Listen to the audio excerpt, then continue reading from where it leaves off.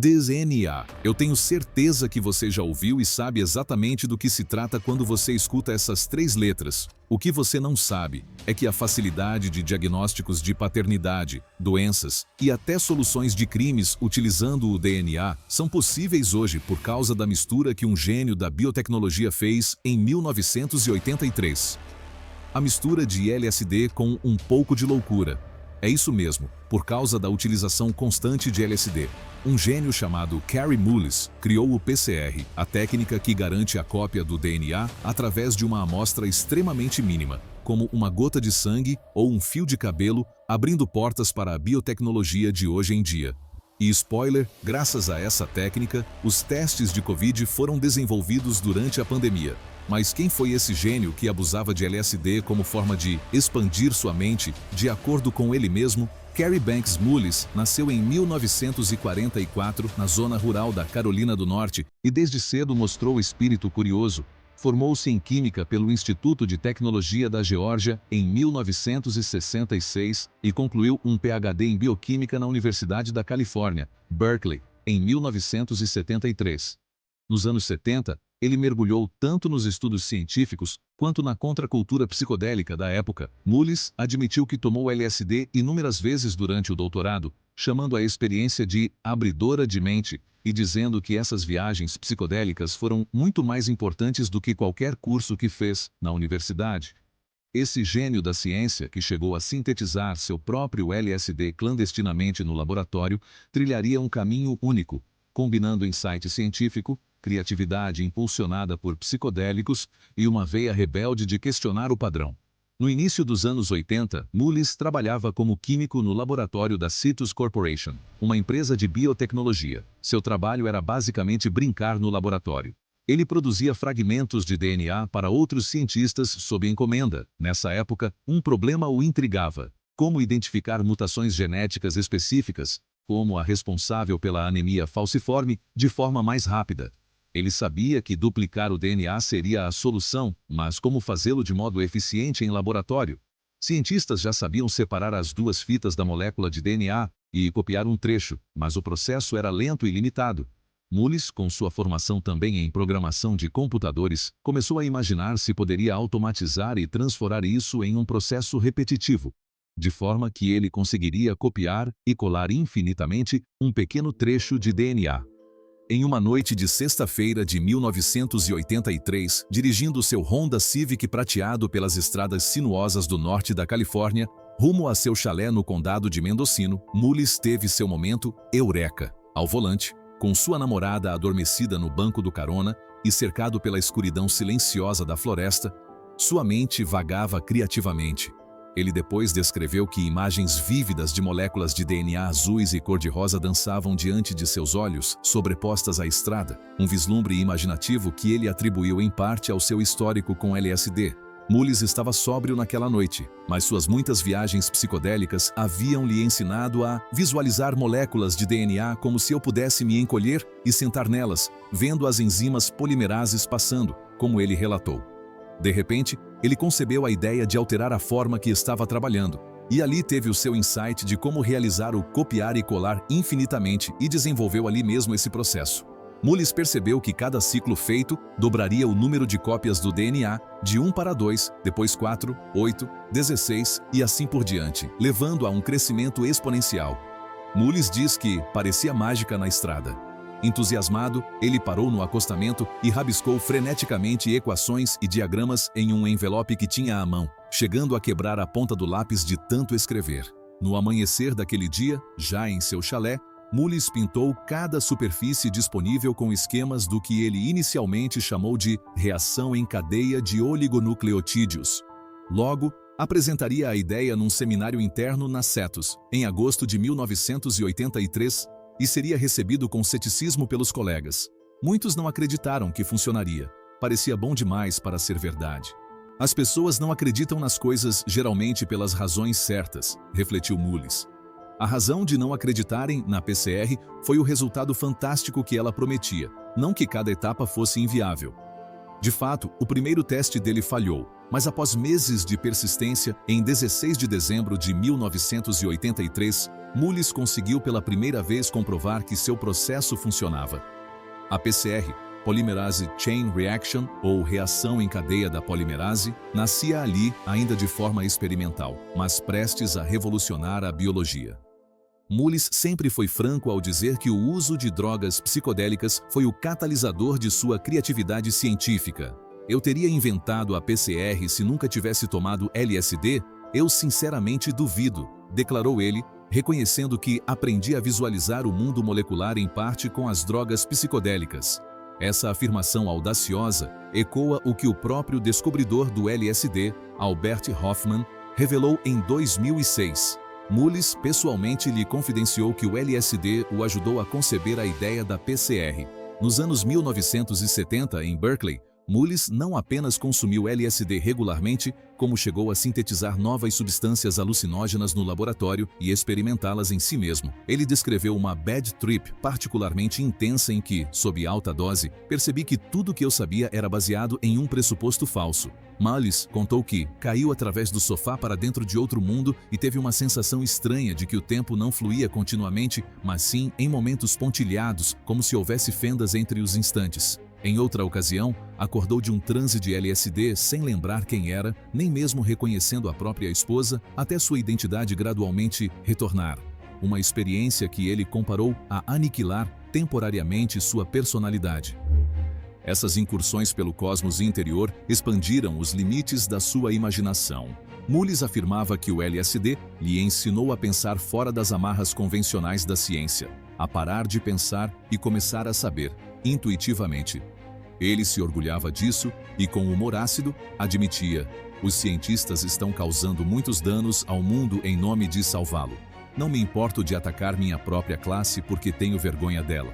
Frases como essa, provocativas e carregadas de desilusão com a comunidade científica, tornaram-se marcas registradas de Mullis. Ele se considerava um showman da ciência. Adorava subir ao palco para palestras e chocar a audiência com ideias nada normais. Mullis não se preocupava em ser politicamente correto e defendia que a ciência muitas vezes avançava contra o consenso e não seguindo-o cegamente.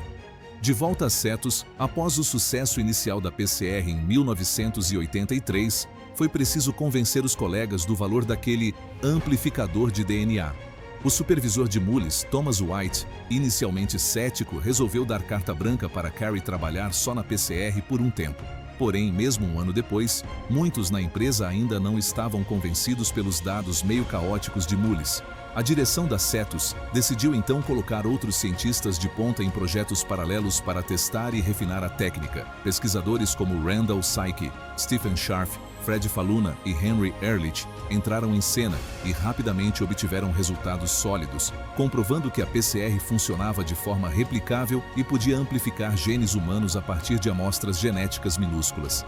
Em 1985, a primeira publicação científica sobre a PCR saiu em coautoria com Mullis, embora curiosamente um artigo de Psyche e colegas sobre aplicações tenha sido publicado antes do artigo principal de Mullis, gerando tensões internas. A Cetus sabia que tinha uma mina de ouro nas mãos. A Polymerase Chain Reaction rapidamente ganhou fama como uma tecnologia revolucionária. Com essa melhoria, a técnica tornou-se automatizável e acessível, espalhando-se como fogo pelos laboratórios do mundo inteiro. PCR revolucionou tudo. Ela turbinou a biologia molecular, que por sua vez transformou outros campos.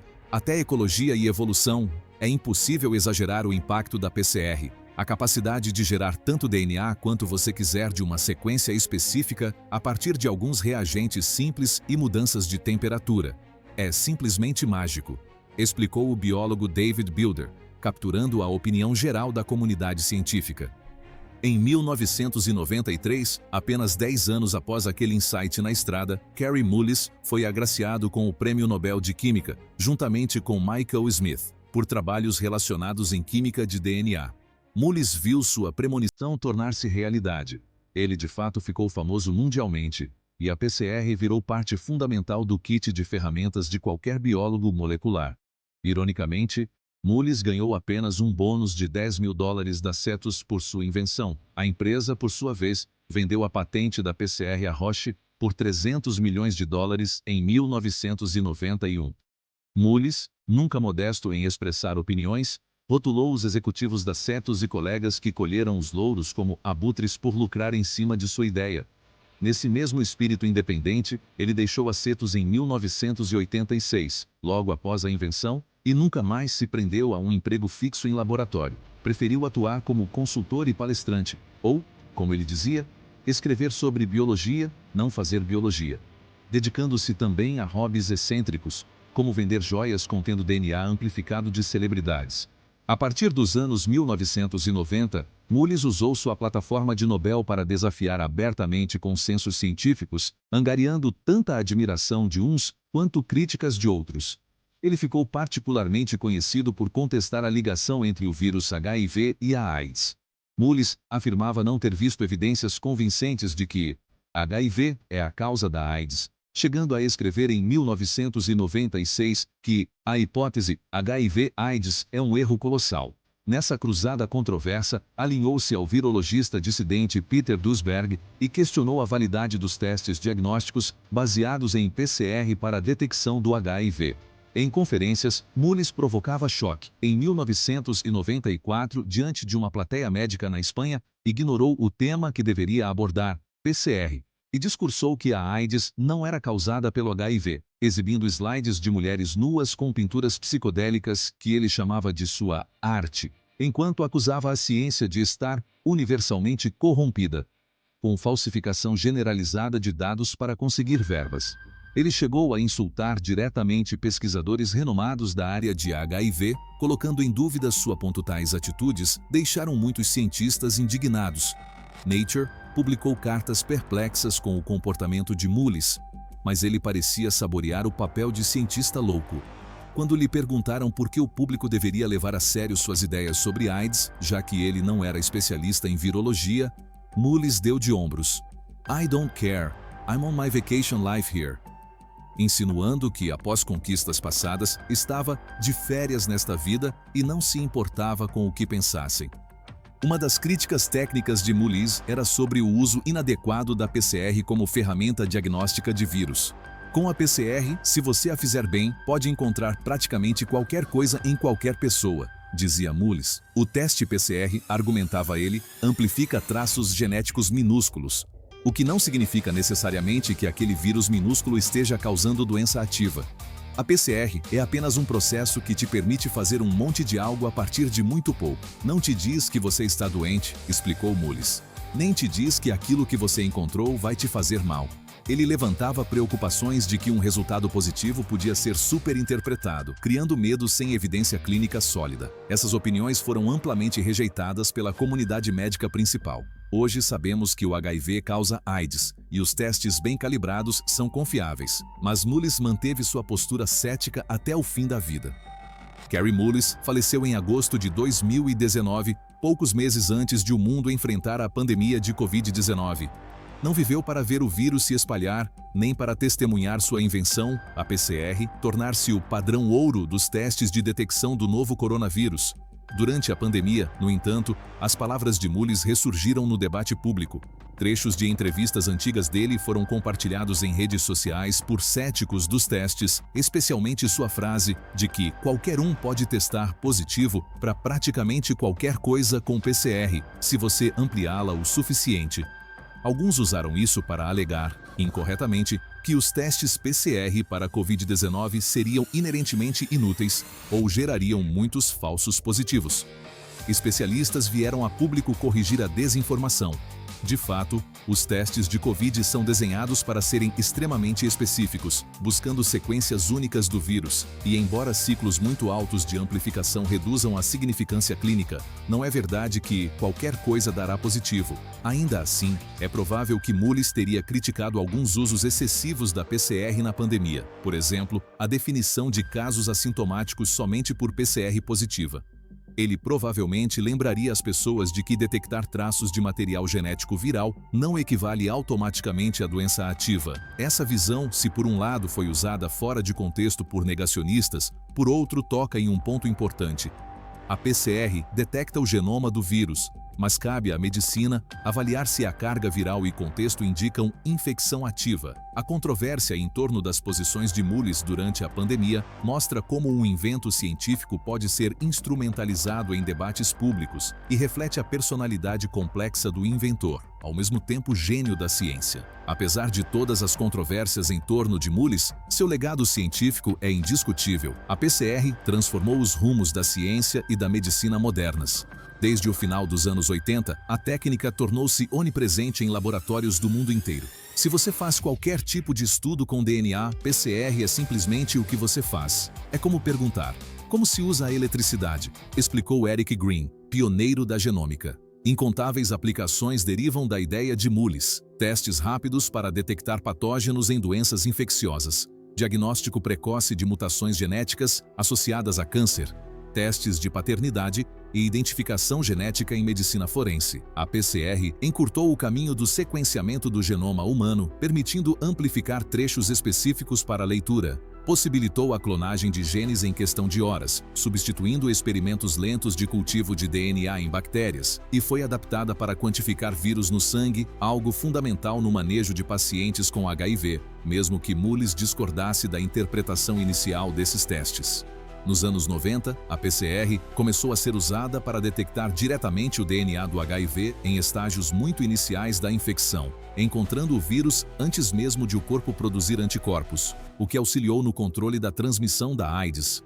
Mais tarde, variantes da técnica, como a PCR em tempo real, permitiram medir a carga viral de pacientes e monitorar a eficácia de tratamentos antivirais.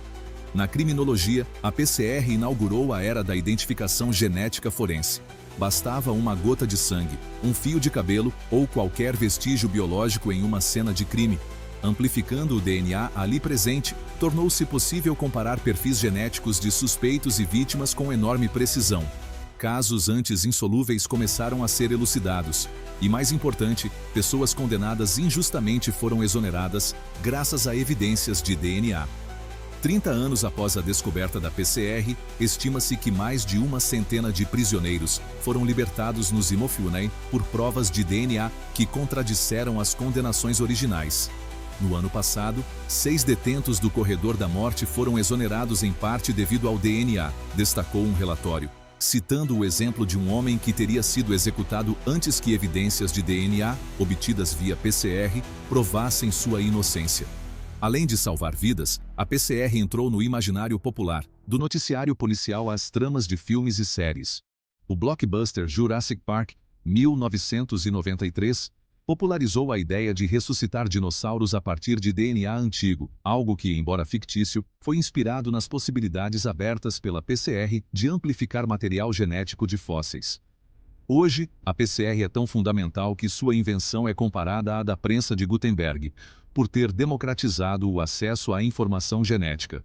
Assim como a prensa tornou fácil copiar textos, a PCR tornou trivial copiar genes. Exames de detecção de Covid, por exemplo, nada mais são do que PCR buscando fragmentos do RNA viral em amostras clínicas.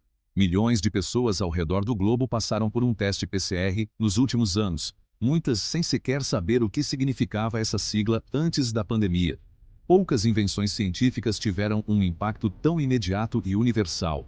Em seus últimos anos de vida, Kary Mullis continuou surfando, sua outra paixão era pegar ondas na Califórnia, e desfrutando da fama excêntrica de cientista maluco que tanto cultivara. Ele faleceu aos 74 anos, em 7 de agosto de 2019, de complicações de pneumonia. Mullis partiu deste mundo pouco antes de testemunhar um dos maiores desafios sanitários do século, mas deixou as ferramentas para enfrentá-lo. Seu gênio, temperado por doses de LSD, liberdade criativa e ousadia irreverente, deu à humanidade a PCR, e com ela, um olhar ampliado sobre os códigos da vida.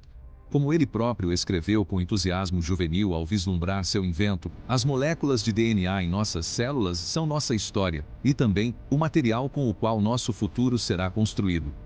Por mais polêmico que Kary Mullis tenha sido em vida, seu legado científico perdura de forma inquestionável, multiplicado a cada tubo de ensaio onde uma reação em cadeia da polimerase desvenda os segredos da biologia. Se você gostou do vídeo, não deixe de nos seguir, temos histórias incríveis para contar.